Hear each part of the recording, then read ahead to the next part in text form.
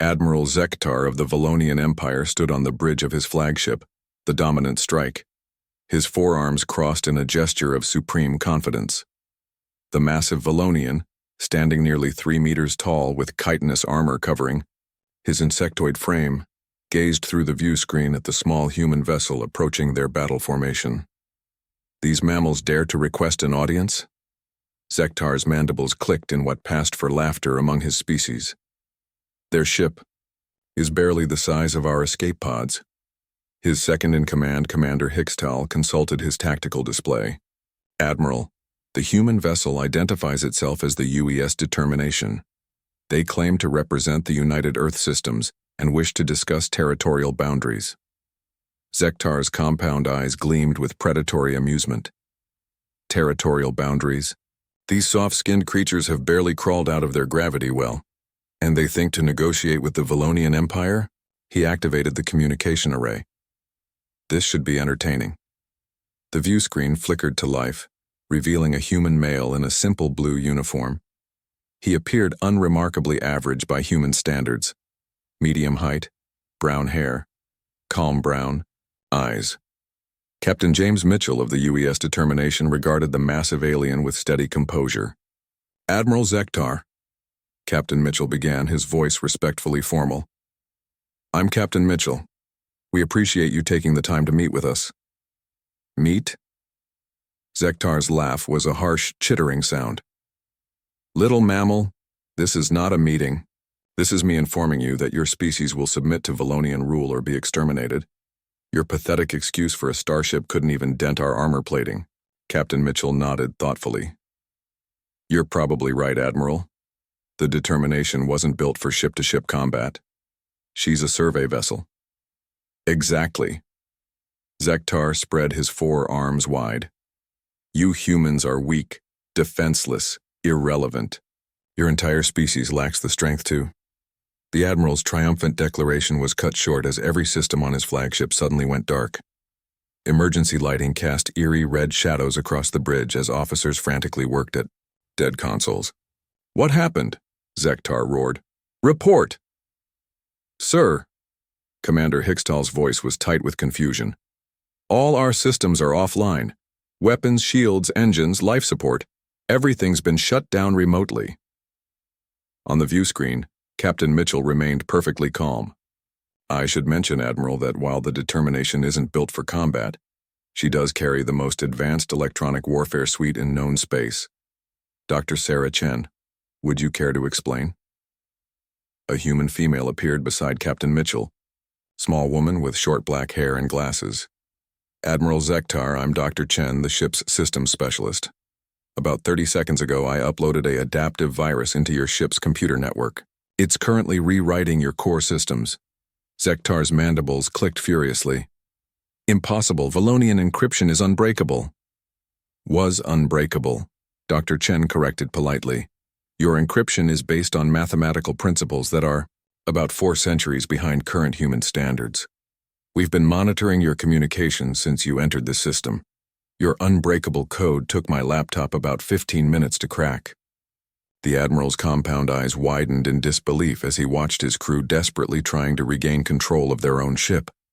You cannot do this. We are warriors. We conquered 17 star systems. Captain Mitchell leaned forward, slightly. Admiral, you've made a common mistake. You've confused strength with violence. Yes, humans might seem physically weak compared to your species. We don't have natural armor or multiple arms. But strength isn't just about how hard you can hit. As if to emphasize his point, the lights on the Valonian flagship flickered back on, but now they pulsed with a distinctly human rhythm, the same pattern used in Earth's navigation beacons. Strength, Captain Mitchell continued, is adapting to any environment. It's solving problems that seem impossible. It's turning your greatest advantage into your greatest weakness. You built your entire fleet with network systems because you never imagined someone could hack them. We imagined it. Dr. Chen tapped something on her tablet. Admiral, I'm now broadcasting this conversation to every ship in your fleet. They're all experiencing the same difficulties. Zektar looked around his bridge in growing horror. His officers were staring at their stations, which now displayed scrolling human text. System under new management. "This is outrageous," the Admiral bellowed. "When I regain control of my ships—" "You won't," Captain Mitchell interrupted gently. "Admiral, I'm offering you a choice. You can spend the next several hours watching your entire fleet become increasingly human-controlled, or you can accept our original proposal for peaceful territorial agreements." The massive alien stood frozen, his worldview crashing around him. His species had conquered 17 systems through brute force and superior firepower. They had never encountered an enemy that could simply reach out and take control of their weapons. Commander Hickstal approached cautiously.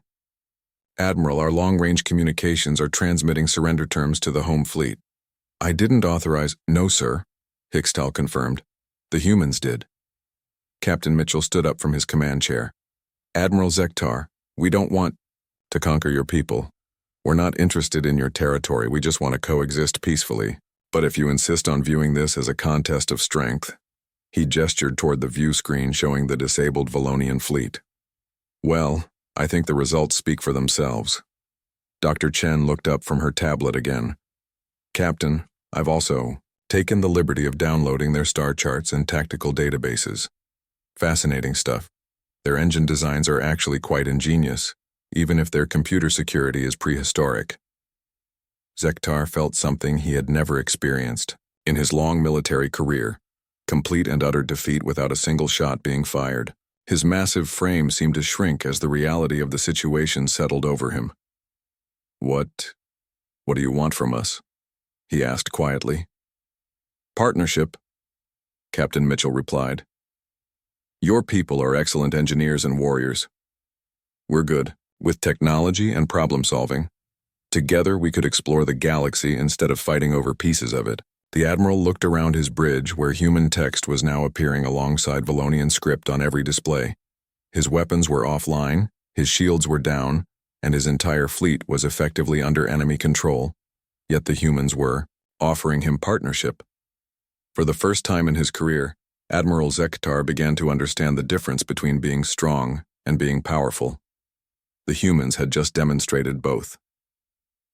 "Very well, Captain Mitchell," he said finally. Perhaps we underestimated your species." Captain Mitchell smiled. "That's all right, Admiral. Most people do.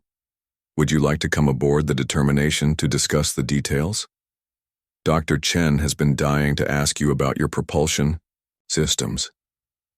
As the transport beam activated, Zektar realized that in less than 5 minutes he had gone from conqueror to colleague. And somehow, that didn't feel like a defeat at all.